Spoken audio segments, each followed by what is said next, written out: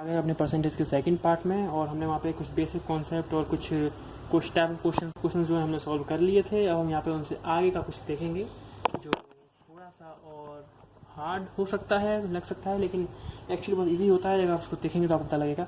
तो शायद अभी तक आपने उसका हार्ड लगता हुआ बहुत इजी होने वाला है। शहर की आबादी पहले वर्ष 12% की कमी, दूसरे वर्ष 20% की वृद्धि हो जाती है, तो कुल परिवर्तन कितना होगा? बहुत ईजी है। पहले बस 12% की कमी हो रही है, दूसरी 20% की वृद्धि हो रही है। जो पहले फॉर्मूला हम पढ़ चुके हैं पिछले पार्ट में कि x plus y plus x minus y, उसके अंदर प्लस माइनस दोनों होता है, क्योंकि यहाँ कमी हो रही है तो ऑब्वियसली यहाँ हम 12 को जो है उसको माइनस में लेंगे। पहले साल 12% कमी हो रही है, 12%। अगले साल जो वृद्धि हो रही है इसलिए माइनस 20%। तो जो हमारा फॉर्मूला हमने पहले पढ़ा था, जैसे कि मैंने बताया था, plus minus x plus minus y plus minus x y upon 100, ये फॉर्मूला बहुत इंपॉर्टेंट है परसेंटेज का। बहुत, ये पूरे अलजेब्रा की सबसे इंपॉर्टेंट फॉर्मूला में से कि चाहे आप कोई सा एग्जाम दे रहे हो, CGL, CHSL, NTPC, DRDO, national board of examination, NBE, कोई भी एग्जाम आप दे रहे हो जिसके अंदर मैथमेटिक्स आती है, ये फॉर्मूला बहुत इंपॉर्टेंट है। ये सबसे टॉप मोस्ट इंपॉर्टेंट फॉर्मूला से एक आता है। और इसके अलावा एक फॉर्मूला होता है कंपाउंड इंटरेस्ट का, वो फॉर्मूला भी बहुत जगह यूज़ होता है, वो हमें आगे पढ़ेंगे तो चैप्टर वाइज आपको पता लगेगा। तो -12 प्लस 20 वही फॉर्मूला हमने पुट करी वैल्यूज़, तो मुझे आया 8 माइनस 2.4 यानी 5.6% का इंक्रीमेंट हो जाएगा पॉपुलेशन में। अगले क्वेश्चन पे चलते हैं। त्रिभुज के आधार में 12% की वृद्धि तथा ऊंचाई में 10% की कमी की जाए तो क्षेत्रफल में परिवर्तन कितना होगा? यानी अगर किसी ट्रायंगल का जो बेस है उसको 12% बढ़ा दिया गया है और उसकी जो हाइट है 10% लेस कर दिया गया है, then how much percentage change will be there in the area? So the base is 12 plus 12% यानी 10% बढ़ा दिया गया है। हाइट जो है तुम्हारी 10% कम कर दी गई है, इसलिए माइनस में ली गई है। 12 माइनस 10 माइनस 12 इंटू 10 प्लस 100, जो कि हमारा फॉर्मूला है, जो मैं वही लगा दिया। तो ये 2 माइनस 1.2 प्लस 0.08% हो गया। सारे क्वेश्चन मैंने लिए इसलिए डायरेक्ट फॉर्मूला लगा के होंगे, लेकिन ये इतनी टाइप से बन सकता है इसलिए मैंने आपको लिया है। देखिए वो टाइप आ गया। चीनी के मूल्य में 15% की वृद्धि होती है, जबकि खपत में 20% की कमी कर दी जाती है, तो खर्च में 30% का प्रभाव पड़ेगा। यानी कोई महंगाई की वजह से या किसी और इमरजेंसी की वजह से जो शुगर का जो प्राइस है वो 15% बढ़ जाते हैं, जो उनकी खपत है उसको कोई फैमिली अपने बजट को बनाए रखने के लिए 20% कम कर देती है, तो उसके जो खर्च है एक्सपेंडिचर में उसमें कितना चेंज आएगा। तो हम वही करेंगे। वृद्धि हो रही है, पॉजिटिव वैल्यू लेंगे, डिक्रीमेंट हो रहा है तो नेगेटिव वैल्यू आएगी। -15 -20 -15 इंटू 20, क्योंकि 15 माइनस में वैल्यू है इसलिए साइन बीच का माइनस का हो जाता है, तो सिंपल -8% इसको आप सॉल्व कर सकते हैं। बहुत ही ईजी, तो बहुत ईजी कैलकुलेशन है, इसको मैं क्या ही बताऊँ। तो अब अगला क्वेश्चन, किसी समबाहु त्रिभुज की प्रत्येक भुजा में 4% की वृद्धि बढ़ा दी है, क्षेत्रफल में कितना प्रतिशत की वृद्धि हो जाएगी?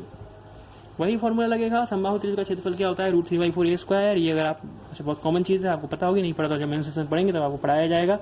समबाहु त्रिभुज जो इक्विलेटरल ट्रायंगल का एरिया होता है √3/4a², तो उसके हिसाब से यहाँ पे भी इंटू हो रहा है। तो क्योंकि 4% की वृद्धि हो रही है तो यहाँ पे हम करेंगे, दोनों दो भुजाएं ली जाती हैं, तो 4% की वृद्धि दोनों भुजाओं में हो रही होगी, यानी 4% हम दो वैल्यू लेंगे, दोनों पॉजिटिव हैं, तो इसके साथ 4 + 4 इंटू 4/100 यानी 8 + 8.16% का इंक्रीमेंट हो जाएगा उसके एरिया में। किसी वृत्त के व्यास में 1% की कमी कर दी जाए तो क्षेत्रफल में कितने प्रतिशत की कमी हो जाएगी? कोई सर्किल है, इसका डायमीटर 1% की कर दिया जाए तो how much change will be there, percentage change will be there in at area. तो जो सर्किल का एरिया होता है सभी जानते होंगे, बहुत ही साधारण सी चीज़ है, सभी जानते हैं ऑलमोस्ट। πr² होता है, और r जो हमारी त्रिज्या r होती है वो डायमीटर का हाफ होती है। सो माइनस, क्योंकि 1% की कमी अगर डायमीटर में हुई तो ऑब्वियस सी बात है कि त्रिज्या में भी 1% की कमी होगी, रेडियस भी 1% ही कम होगी, तो -1 दोनों वैल्यूज माइनस की हैं क्योंकि दोनों ही कमी हो रही है। और इधर हम -1 लेंगे तो साइन प्लस का हो जाएगा, तो -2 0.01 और 1.9% की जो है यहाँ पे डिडक्शन हो जाएगा, या हम कह सकते हैं कि कमी हो जाएगी सर्किल के एरिया में। अब हम चलते हैं अपने अगले क्वेश्चन पे। किसी शहर की आबादी 16,000 जिसमें 5% प्रति वर्ष की दर से वृद्धि होती है, तो 3 वर्ष बाद उस शहर की आबादी कितनी हो जाएगी? अब ये फॉर्मूला की मैं बात कर रहा था, जो मैंने बोला है कंपाउंड इंटरेस्ट का एक फॉर्मूला होता है, वो कंपाउंड इंटरेस्ट फॉर्मूला यही है। जब आप कंपाउंड इंटरेस्ट निकालते तो आपको याद होगा कि आप यही फॉर्मूला लगाते हैं। अगर आपकी 3 अलग अलग तरह की रेट्स दे रखी हैं, एक पहले साल कुछ और दर है ब्याज की, अगले साल ब्याज की कुछ और दर है, 3 साल इंटरेस्ट की कुछ और रेट है, तो आप 3 ऐसे लगाते हो। या फिर अगर आपकी इंटरेस्ट की 3 साल या 4 साल या 5 साल या 2 साल सेम है, तो आप फॉर्मूले को इस तरह से लिखते हो। और यही फॉर्मूला आपका काम आता है प्रॉफिट एंड लॉस में या डिस्काउंट में। डिस्काउंट में भी ये फॉर्मूला काम आता है, जब आपके एक के ऊपर एक डिस्काउंट लग रहे होते हैं, तो ये से आप उसको कई क्वेश्चन को सॉल्व कर सकते हो। इसके अलावा प्रॉफिट लॉस में जब एक ही जो कोई आपका वस्तु है, कोई भी एक आपका आर्टिकल है, उसको कई लोग बेच रहे और सेल कर रहे हैं, तो वहाँ पे ये फॉर्मूला लगता है। इसलिए फॉर्मूला भी बहुत इंपॉर्टेंट है। ये बहुत इंपॉर्टेंट फार्मूलाज हैं। ये मैं अभी आपको गिना दिया उंगलियों पे कि 3 चैप्टर में तो काम आते ही आते हैं, उसके अलावा कहीं और काम आया है तो पता नहीं, अभी मुझे ध्यान नहीं आ रहा, लेकिन 3 चैप्टर में तो ये पक्का काम आते हैं। तो 3 वर्ष बाद उसकी जो वृद्धि हो जाएगी 5% की दर से, वो कितनी हो जाएगी ये हमें निकालना है। तो सिंपल सी बात है, ये 16,000 है और ये हम तो इसको इसी फॉर्मूले का बस इसमें रख देना है। सिंपल सी बात है, 5% का आपका रेट है, चाहे वो कहीं इंटरेस्ट का रेट दिया गया हो, चाहे वो कहीं आपको प्रॉफिट या लॉस का रेट दिया गया हो, चाहे वो परसेंटेज में आपकी आबादी का रेट दिया गया हो, फॉर्मूला यही रहेगा 100 + 5/100 की होल क्यू, क्योंकि 3 वर्ष के बाद पूछ रहा है, 3 ईयर्स, तो 5% की रेट, तो यहाँ पर हो गया 100 + 5/100 का होल क्यू 16,000, इसको हम 60,000, इसको हम सॉल्व करेंगे तो 105/105 की का घात 3, इसको फर्दर सॉल्व करेंगे 20/20 का होल क्यू 16,000 इंटू इसका क्यूब करना पड़ेगा, और क्यूब और क्यू स्क्वायर और क्यूब रूट्स तो जो है वो अगर आप याद कर लें तो बेहतर, वेल एंड गुड है, वरना कोई खास फर्क से नहीं पड़ता। जो लोग आपको बेवकूफ़ बनाते हैं कि 20 तक के स्क्वायर और 25 तक के स्क्वायर याद कर रखो ही रखो, 40 तक के क्यूब रूट्स याद रखो ही रखो, और डे रट्टा मारो, और क्यूब रूट्स याद रखो, क्यूब्स याद रखो, स्क्वायर रूट्स याद रखो, स्क्वायर याद रखो, टेबल याद रखो। भाई मैथ में रटने का कुछ नहीं होता। मैथ अगर आप रटने बैठ गए तो ब्लंडर हो जाएगा, जो कि मैं खुद एक्सपीरियंस कर चुका हूँ। मैथ में रटने का कुछ नहीं होता। मैथ में ट्रिक्स के पीछे आप कभी मत भागिए।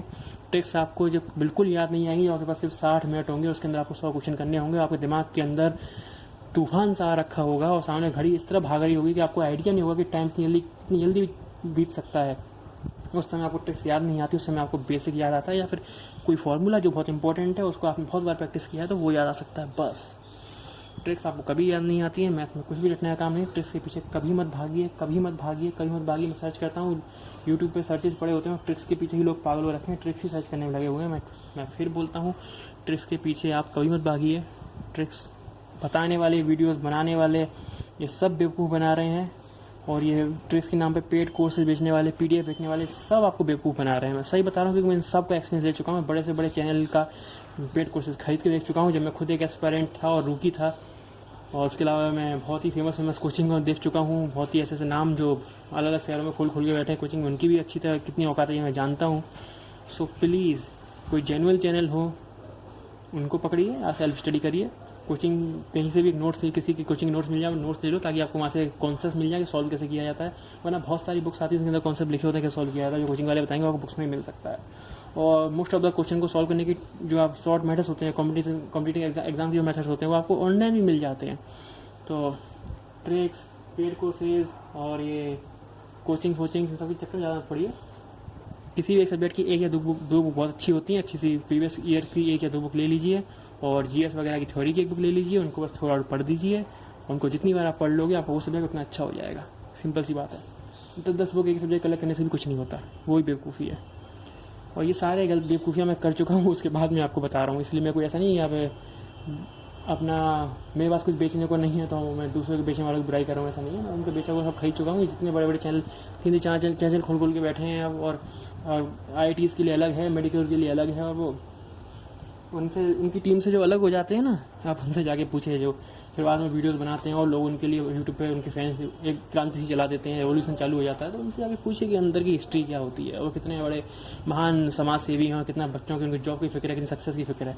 कुछ बेवकूफ़ से बच्चे होते हैं जो उनके कमेंट में आगे लग जाते हैं, उनकी तारीफ कर जाते हैं, क्योंकि उन बेवकूफ़ों को ये चाहिए होता है कि उनके कमेंट सर बोलें और लाइव वीडियो में उनका नाम लिया जाए, सिर्फ इसलिए वहाँ पे आगे अच्छे अच्छे कमेंट कर जाते हैं। और कोई हज़ारों लाखों उनके बिलियंस ऑफ सब्सक्राइबर होते हैं, और उनके लाखों लोग इनका पेड कोर्स ले रहे हैं, तो एक आध का सिलेक्शन हो भी जाता है, जबकि वो भी जानता है कि उसने सिलेक्शन अपनी मेहनत से लिया है। ये वो सिलेक्शन निकालने वाला जानता है कि उसने सिलेक्शन अपनी मेहनत से लिया है, बट स्टिल वो वहाँ पे आएगा कि उसको थोड़ा फेस वैल्यू मिल जाती है, और थोड़ा सा चैनल का ही फायदा, दोनों का म्यूचुअल फायदा है, आते हैं दोनों को फेम मिलता है। और बस उनसे ये पूछो, भाई तुम्हारे 25 मिलियन सब्सक्राइबर हैं, तुम्हें 5 चैनल खोल रखे हैं अलग अलग टारगेट्स के लिए, गवर्नमेंट के लिए अलग, मेडिकल के लिए अलग, IITs के लिए अलग, 10th 12th क्लास तक का अलग, तो भाई उस 25 से 30 मिलियन सब्सक्राइबर में ये 2-4 लोगों की वीडियो दिखा के तुमने कौन सी तोप मार ली। इससे ज़्यादा परसेंटेज तो सक्सेस दिलाने का कोचिंग का है। और सेल्फ स्टडी का परसेंट अगर देखो ना, सेल्फ स्टडी का भाई 100% टारगेट आज भी अचीव्ड है। सेल्फ स्टडी करने वालों का आज भी 100% टारगेट अचीव्ड है, गारंटी मानना ये बात। 100% टारगेट अचीव ना कोचिंग करा पाई, ना ऑनलाइन स्टडी करा पाई, सेल्फ स्टडी करा पाई है। हाँ, तो अपने क्वेश्चन पे हम वापस आते हैं, बहुत हो गया लेक्चर, पर ये इंपॉर्टेंट बात है, ये उसको ध्यान सुनना हो, ये फैक्ट है, ये एक सत्य है, आप उसको मानो चाहे मत मानो, फर्क नहीं पड़ता, लेकिन ये एक प्रूवन ट्रूथ है जो मैंने खुद एक्सपीरियंस कर लिया है, और ये प्रूवन और एक्सपीरियंसड है। कि ये सारे चैनल आपको बेवकूफ़ बना रहे हैं। हाँ, कुछ चैनल अच्छे हैं जो जेन्युइन पढ़ाते हैं, जैसे एजुटेरिया हो गया, प्रवीण कुमार जी का एजुटेरिया का भी मैं उनका स्टूडेंट रह चुका हूँ, उनसे मैंने बहुत जीएस पढ़ा। उसके अलावा एक चैनल और है नया, अपना भाई है बैलेक एकेडमी, नया ही बंदा है वो भी, अब चैनल तो पुराना हो गया लेकिन अपनी जनरेशन का न्यू बंदा ही है। और उसके अलावा आपकी जीएस के अंदर जाओगे तो एक KG के टेक चैनल है, एक रवि स्टडी IQ है। हालांकि अब ये लोग भी फिर आते हैं तो यार कुछ ना कुछ तो सेल आउट करना है, क्योंकि उन्हें भी अपना चैनल चलाना है भाई। चैनल चलाने के भी बहुत खर्चे होते हैं और वो भी बहुत मेहनत करते हैं, तो उन्हें भी जिंदा है तो वो चैनल चलाएंगे, दोस्त की रोटी खाएंगे, तो कुछ ना कुछ बेचते हैं, कुछ ना कुछ वीडियो वगैरह बेचते हैं। लेकिन ये बहुत जेन्युइन लोग हैं, बहुत जेन्युइन लोग हैं। और हाँ, वो मेरे को बिल्कुल नहीं जानते ना, मैं उनको जानता हूँ। मैं जो जेन्युइन अपना एक्सपीरियंस है वो बता रहा हूँ आपको। KG के ट्रिक और रवि स्टडी IQ और 1-2 चैनल ऐसे और हैं जिनसे मैं आज भी पढ़ता हूँ, उनकी वीडियोस में आज भी देखता हूँ, क्योंकि बहुत सी चीज़ होती है जो करंट अफेयर पढ़ने में मैं मिस कर जाता हूँ, लेकिन मुझे उनकी वीडियो मिल जाती है। तो अगर आपको पढ़ना है तो यार सेल्फ स्टडी करो और ऐसे जेन्युइन चैनल पकड़ लो। और बहुत अच्छी बुक्स आती हैं, ऐसे अपनी डुकमरी पब्लिकेशन हो गई, अपनी ऑल वेदर बुक किरण हो गई, आगे से ज़्यादा पब्लिकेशन हो गई, अरिहंत पब्लिकेशन हो गई, RS अग्रवाल हो गई। इसमें से कोई भी 1 या 2 बुक ले लो जो आपको पसंद आए, जो आपको मन करे, जो आपके आसपास मिल जाए, जो आपको बजट के साथ सही पड़े, और भाई उसे 2-3 बार घुमा के पटक एक क्वेश्चन को लगा दो, खत्म है आपका काम। वो सब्जेक्ट वहीं ख़त्म है, वहीं वो सब्जेक्ट खत्म है भाई। और अपने करंट अफेयर में कंटिन्यू रहो। आपको ना कोई कोचिंग चाहिए होगी, ना कोई साला पेड कोर्स चाहिए होगा। मैं फिर बता रहा हूँ, जितने पेड कोर्स और कोचिंग वाले हैं सब आपको सिर्फ बेवकूफ़ बना रहे हैं। ये ऐप्स बना के उसमें पेड कोर्स बेच रहे हैं, ये सब आपको बेवकूफ़ बना रहे हैं। और बहुत से चैनल इसमें ऐसे भी हैं जो कभी जेन्युइन हुआ करते थे, लेकिन साला पहुँच गए वहाँ पे, मिलियंस ऑफ सब्सक्राइबर मिल गए, तो फिर बस आ गए अपनी औकात पर। क्योंकि मैं उन सबसे पढ़ चुका हूँ भाई, मैं इन सबसे पढ़ चुका हूँ। आप किसी बड़े चैनल का नाम उठा के देखिए, मैं उससे या तो ऑनलाइन फ्री क्लासेज या उनका पेड कोर्स लेकर पढ़ चुका हूँ। मैं उनको कितने पानी में जानता हूँ। और आपको उनकी असलियत बाकी जाननी है तो उन टीचर से पूछो जो इनसे अलग हो चुके हैं, किसी और चैनल में पहुँच गए, या कहीं अपना चैनल खोल लिया, या किसी कोचिंग में पहुँच के वहाँ कोचिंग में पढ़ा रहे हैं, उसको ऑनलाइन भी उसका वो चल रहा है, टेलीकास्ट चला कराते हैं, तो उनसे पूछो भाई, सही बताऊँ तो, ठीक है ना। हाँ खैर, वो जो टीचर अलग होते हैं, कई बार वो भी जाके बोरा जाते हैं, वो अलग होके वो भी बोरा जाते हैं। वो है ना कि पैसे का नशा बहुत अजीब होता है भाई। पैसे और फेम का नशा जो होता है ना, किसी पचता नहीं है। पैसा कमाना बहुत आसान है, उसको पचाना बहुत मुश्किल है भाई। पैसा जब आता है तो इंसान 2 फर्क पड़ते हैं, या तो उसमें घमंड आता है और वो अपनों को दूर करता है, या उसका कैरेक्टर लूज होता है। एक काम होता है पैसे से, पैसा आते ही, क्योंकि पैसा आती है आपके पास, कैरेक्टर लूज करने की अपॉर्चुनिटी होती है बहुत बढ़ जाती है, ठीक है। पैसा वो होता है इंसान का, या उसमें घमंड आता है, और घमंड अपने आप दिख जाता है। तो आप जितना जमीन से जुड़े हुए चैनल से पढ़ोगे, मैं आपको सही बता रहा हूँ, इस चैनल के 50,000 सब्सक्राइबर हैं, 40,000 सब्सक्राइबर हैं, वो इतना अच्छा पढ़ाते हैं, इतना जेन्युइन पढ़ाते हैं वो, कि मज़ा आ जाता है। खैर, वीडियो बहुत लंबा हो गया, बहुत लेक्चर हो गया, लेकिन ये बातें जो मैंने कही हैं बहुत बड़े सच हैं, और ये हैंस प्रूवन फैक्ट है। हाँ, एक एक्सेप्शन है, अनअकैडमी, जहाँ पे कुछ एजुकेटर हैं जो, क्योंकि अनअकैडमी का कुछ नहीं है, सब अपने एजुकेटर अपना सेपरेट पढ़ा रहे हैं। वहाँ कुछ एजुकेटर हैं जो वाकई में डिजर्व करते हैं, क्योंकि बहुत हाई क्लास चीज़ें पढ़ाते हैं भाई। वो नेट का कराते हैं, और वो ऐसे टॉपिक्स और एग्ज़ाम्स करवाते हैं जो आपको यूट्यूब पे कोई फ्री में कराने वाला मिलता भी नहीं है। किसी एजुकेटर में दम नहीं है कि उन एग्ज़ाम को यूट्यूब फ्री में करा दे। वो भाई इतने टफ होते हैं, खतरनाक उनका सिलेबस होता है, और इतने हाई लेवल के एग्जाम होते हैं, बहुत सीरियस बंदे पढ़ने वाले उन एग्जाम को देते हैं। वो पढ़ने वाले पढ़ाने वाले दोनों बहुत सीरियस होते हैं। वहाँ कुछ एजुकेटर्स मैं कहूँगा कि एजुकेटर्स अच्छे हैं, वो एक अच्छा प्लेटफॉर्म है, क्योंकि वहाँ पे कोई साला टीम नहीं है, वहाँ कोई राजनीति नहीं होती। स्टार्टअप्स मैंने भी किए हैं अपने ग्रेजुएशन के दौर में, तो मुझे मालूम है कि टीम जब बन जाती कैसी राजनीति होती है। तो वो राजनीति और छिचोरेपन की बातें और बदतमीजियाँ नहीं होती वहाँ पे, वो एक दूसरे कान भरना, वो इन सब बड़े चैनलों की टीम में होती हैं, इसलिए टूट की टीम अलग होती हैं। फिर वो अकेडमी में नहीं है कि हर एजुकेटर अपना अलग पढ़ा रहा है और उसे अपने से मतलब बस, या तो अपनी सैलरी मिलती है, या पढ़ाने का उसे अपना व्यूज़ मिल रहा है, उसे वो कमा रहा है मस्त। जितना अच्छा पढ़ाएगा उतने अच्छे व्यूज़ मिलेंगे। वहाँ अपना हर एक बंदा अपना फ्री सेपरेट है, तो वहाँ अच्छी क्वालिटी मिलती है एजुकेशन की, वो तो मैं मालूम है। अकेडमी इसमें एक्सेप्शन है, इसके अलावा जितने भी हैं। और आजकल तो लोग स्कूल के बच्चों को मूर्ख बनाने लगे हुए हैं वीडियोस के नाम पे, और वो अच्छी अच्छी एनिमेटेड वीडियोस बना के। भाई उससे कुछ नहीं होता है, ठीक है ना। आज भी माँ बाप सामने बैठे किताब से पढ़ाए ना, उसका कोई तोड़ नहीं है। चाहे कितने भी तुम एजुकेशन चैनल वीडियोस ले लो, चाहे कितने भी तुम एजुकेशन चैनल के सब्सक्राइबर हो जाओ, उनकी मेंबरशिप ले लो, और चाहे तुम कितने भी कॉलेज में तुम अपना उससे पढ़ा लो, क्या बोलते हैं उसको, प्रोजेक्टर से। होम ट्यूटर भी बेवकूफ़ बहुत बना के चले जाते हैं आजकल तो बच्चों को। खासकर यार प्ले वे के बच्चे का 1500 रुपये महीने का ट्यूशन चल रहा है जेड ग्रेड सिटी में, जेड ग्रेड की सिटी में। मैं XY ग्रेड सिटी की तो बात भी नहीं कर रहा। बेवकूफ़ बना रहे हैं ये लोग। किताब लेकर आओ, बच्चे को खुद किताब पढ़ना सिखाओ, चाहे वो किसी लेवल का एस्पायरेंट हो, चाहे वो स्कूल हो, चाहे वो कॉलेज हो, चाहे वो गवर्नमेंट एस्पायरेंट हो। किताब आज भी किताब सामने रख के पढ़ने में सेल्फ स्टडी का जो आंकड़ा है, जो स्टैटिस्टिक्स है, जो उसके रिजल्ट्स हैं, वो आज भी साला किसी माइकल लाल, कोई कोचिंग, कोई ऑनलाइन इंस्टीट्यूट, कोई किसी का पेड कोर्स आज भी मैच नहीं कर सकता उसका आधा भी। क्योंकि सेल्फ स्टडी और खुद की किताब से पढ़ी हुई मेहनत 100% रिजल्ट देती है भाई। आज भी कितना मॉडर्न जमाना आ जाए, कितना डिजिटलाइजेशन हो जाए, और ये जो मेहनत मैं करा रहा हूँ ना, ये सेल्फ स्टडी की है। कि जब तक हम पेड कोर्स से पढ़े थे, हम तो खुद नहीं पढ़ पाते, दूसरों को क्या पढ़ाएंगे। जब तक हम पेड कोर्स के भरोसे थे, हम ऑनलाइन एजुकेटर्स के भरोसे थे, कुछ एजुकेटर्स के भरोसे। जो टीचर होते हैं वो तो कमाल के होते हैं। दो चीज़ हैं, एक होते हैं एजुकेटर, भाई हाई क्लास लोग, पेड कोर्सेज बेच रहे हैं और तुम्हें कोट पैंट टाई लगा के पढ़ा रहे हैं, मतलब कोई टीम लगी हुई है पीछे। हाँ, तो भाई वो धंधा कर रहे हैं, उन्हें समय सक्सेस से कुछ लेना देना नहीं है, उन्हें रहने दो। हाँ, जो टीचर हैं बेटे, जमीन से जुड़े हुए लोग हैं, पंखा बंद करके वाइट एरिया वाले प्रवीण जी, और वो धनाधन पसीने बह रहे होते हैं, लेकिन पढ़ा रहे होते हैं। 22 से 25 मिनट की वीडियो लगातार बनाते हो, और 25 मिनट की वीडियो लगातार बनने हैं भाई कम से कम 1 घंटा लगता है, कम से कम 4 गुना टाइम लगता है। तो भाई ऐसा नहीं, प्रवीण जी की अकेली बात नहीं है, बहुत ऐसे बहुत टीचर हैं, एजुकेटर नहीं, एजुकेटर धंधा करते हैं। टीचर्स भाई, गुरु, टीचर का मतलब होता है गुरु, शिक्षक, वो है बहुत कम है आज के ऑनलाइन स्टडी में। एजुकेटर तो बहुत मिल जाएंगे धंधा करने वाले। तो वो प्रवीण जी का मैंने ऐसा एग्जाम्पल लिया, पर हाँ वैसा कोई चैनल पकड़ो तो अच्छा है, वरना तो बेकार है, कुछ मतलब नहीं है। 25,000 सब्सक्राइबर वाले, 5,000 सब्सक्राइबर वाले चैनल पकड़ो, उसकी मैथमेटिक्स रीजनिंग देखो, उसकी इंग्लिश की नॉलेज देखो। उस जो बंदा 40,000 सब्सक्राइबर लेके बैठी है एक लड़की, लेकिन इंग्लिश पढ़ाती है, और भाई उस बंदे की इंग्लिश के आंसर देखो, वो रूल्स देखो, उसको तो कितने रूल्स मालूम है। किसी बड़े से बड़े 25-25 मिलियन वाले चैनल में पढ़ाने वाली इंग्लिश की मैडम को रूल नहीं मालूम होंगे। ये एक ज़मीनी हकीकत है जो मैं देख चुका हूँ। और भाई बता रहा हूँ, अपना किसी को क्वालिफिकेशन तो है नहीं भाई। कोई हम पे कोई नाम, किसी का नाम यहाँ लेके यहाँ बोल रहा है तो कोई हम पे कोई फालतू का केस करेगा, हमने किसी का नाम लिया नहीं है। सिंपल सी बात है, हम पे केस नहीं ठोक सकता। हमने एक जनरल बात कही है, और ये जनरल बात वो है जो अपने दिल में हर कोई जानता है, ये वो हकीकत है।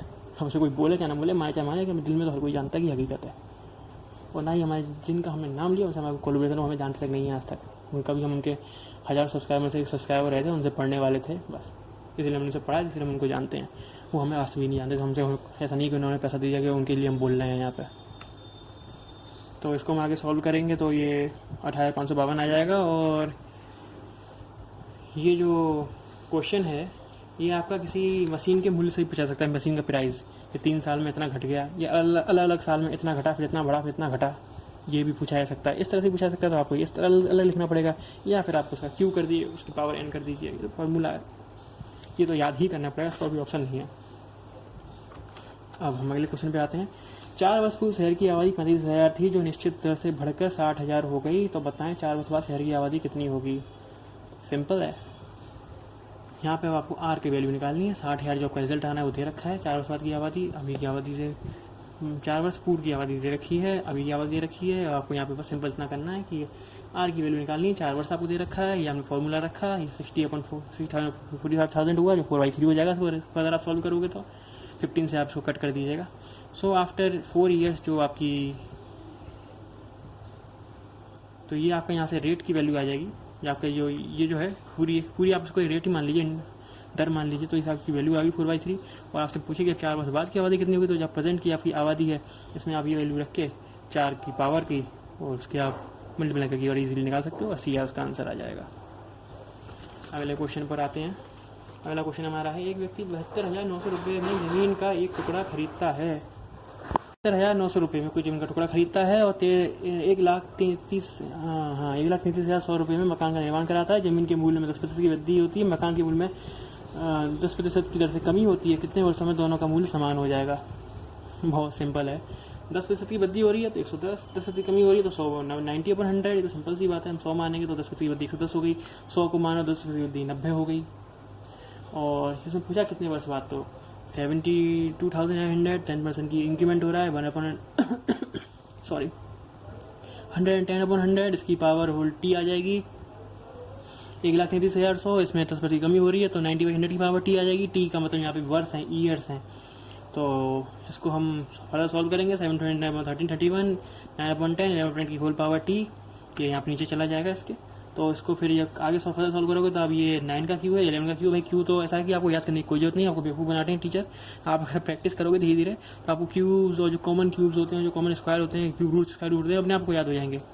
आप जैसे जैसे मैथ के बुक्स को एक एक बार, दो बार, तीन बार लगा लोगे, बुक आपके पास है, आपको सारे क्यू और यूँ जवान पे रखे होंगे, बिना कोई रटे, बिना कोई याद किए, क्योंकि आप हर एक टाइप के क्वेश्चन 15 बार 10 बार लगा बैठे होगे। तो क्यू की कोई वैल्यू नहीं रखते, फिर वो तो यूँ ही याद होते हैं मजाक मजाक में भाई। उसके लिए अलग से पूरी नोट्स बना के घंटों उसको रटने में बैठे हुए हो, और नंबर तुम्हारे वहाँ पे एक क्वेश्चन, एक कॉन्सेप्ट क्लियर नहीं हुआ, जो पेपर में तुम्हारा एक सवाल सही हो जाए। प्रैक्टिस सबसे अच्छी चीज़ है, प्रैक्टिस करो ज़्यादा से ज़्यादा।